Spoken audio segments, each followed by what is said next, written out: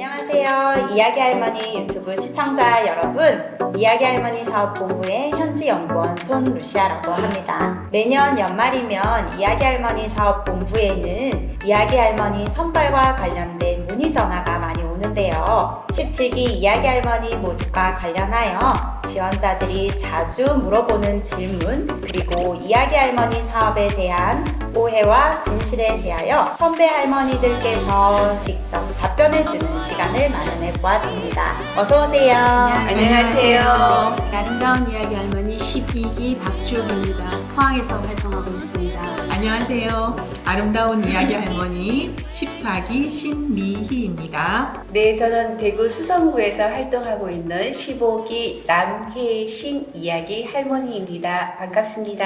먼저 이야기 할머니 사업은 한국국학진흥원에서 2009년부터 지원하고 있는데요. 이야기 할머니 사업이 어떤 사업인지 소개 부탁드릴게요.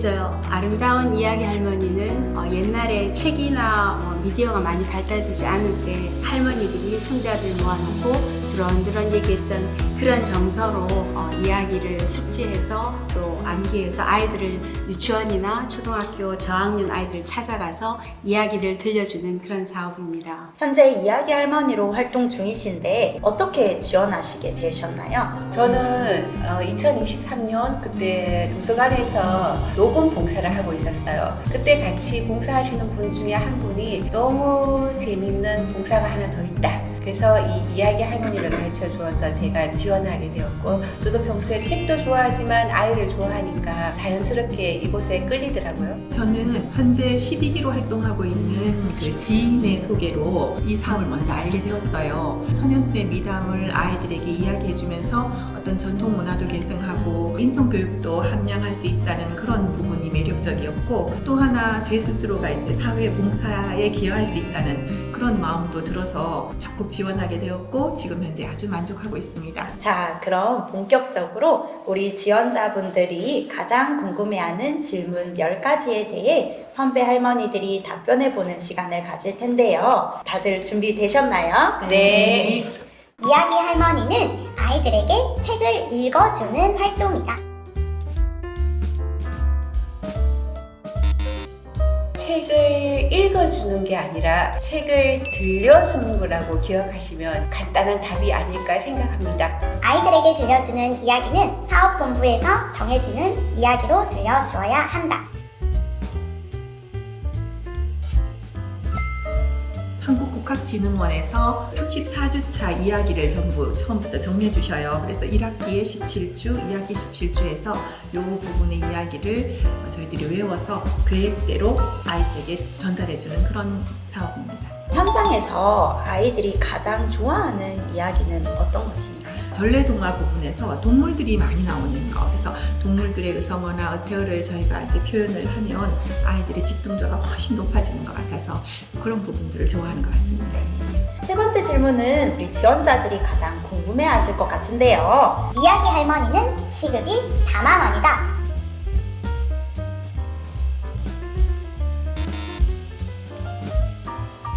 시급이라고 얘기하면 일하는 것을 시간당으로 계산해주는 급여라고 생각합니다. 근데 이야기 할머니는 활동할 수 있는 시간이 1시간이에요. 그래서 1시간 활동하면 저희가 4만 원을 받는 게 맞지만 1시간 활동하기 위해서 아마 10시간쯤 아마 투자를 해야 될 것 같아요. 이야기 할머니 활동은 봉사활동의 개념의 일자리 사업으로 하루 4만 원의 활동 시간이 지급됩니다. 이야기 할머니를 하려면 관련 학과나 경력이 있어야 한다. 아마도 지원하실 때 신청 기간에 학력이나 이게 무관하다고 적혀져 있다고 제가 본 것 같아요. 무엇보다도 아이들을 사랑하고 내가 이 일이 지속 가능하게 5년 동안 꾸준하게 봉사할 수 있는가 하는 그 마음가짐을 가지고 지원하면 좋을 것 같아요. 면접에서 합격하면 최종 합격이다.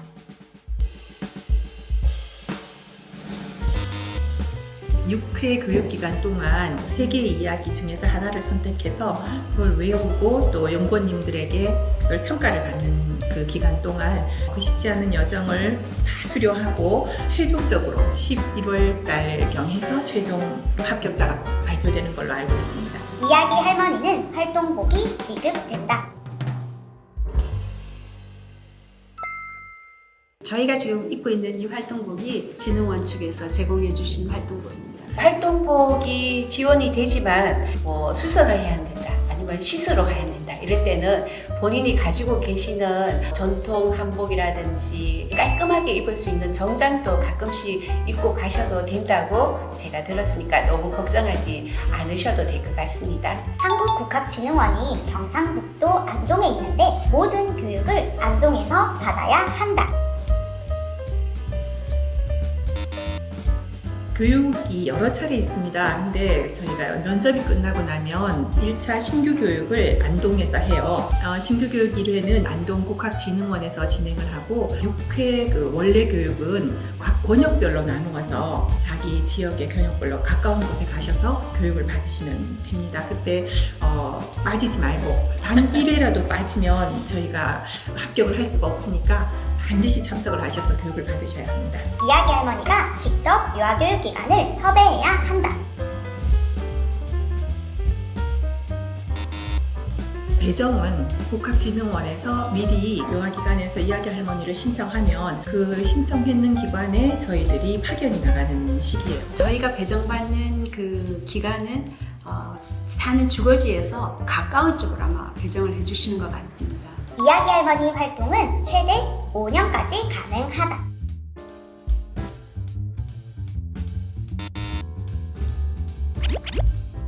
제가 기억하기에는 5년까지 할 수 있다고 들었던 것 같은데 혹시 다른 또 저는 X를 들었는데요. 예. 제가 알기로는 저희가 정해진 기간은 5년으로 알고 있는데 더 본인이 활동을 하고 나서 그 적성에 맞고 재미가 있으면 그 연장 평가라는 게 있습니다. 그래서 연장 평가를 해서 최대 3년까지 더 할 수 있는 걸로 알고 있습니다. 얘기하니까 기억나네요. 네.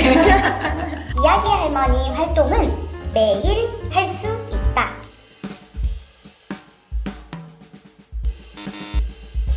이야기 할머니 활동은 매일이 아니라 일주일에 3번 정도, 그러니까 첫 해는 2번을 이틀을 가실 수 있고 두 번째 해부터는 3일을 가실 수 있습니다. 그래서 매일은 아닌 것 같습니다. 한 기관에 나가실 때 이제 1시간, 새 학급까지 가능하고 동일한 날짜에 두 기관은 할 수가 없는 걸로 제가 알고 있습니다.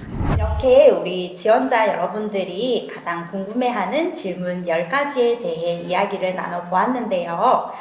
선배 할머니가 알려주는 면접 꿀팁 있을까요? 하고 싶은 마음이 많으면 간절하다고 생각합니다.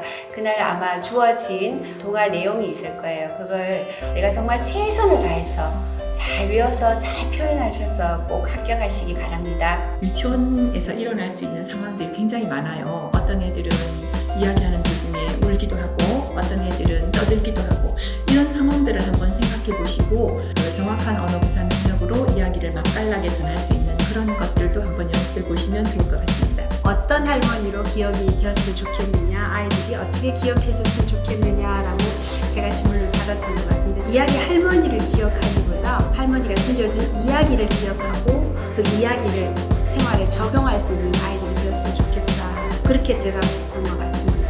면접관님이 무엇을 바라시는지 잘 좀 파악을 하시면 좋을 것 같습니다. 지금까지 박주호, 신미희, 남해신 이야기 할머니와 이야기 나눠보았습니다. 17기 이야기 할머니 많이 많이 지원해주세요.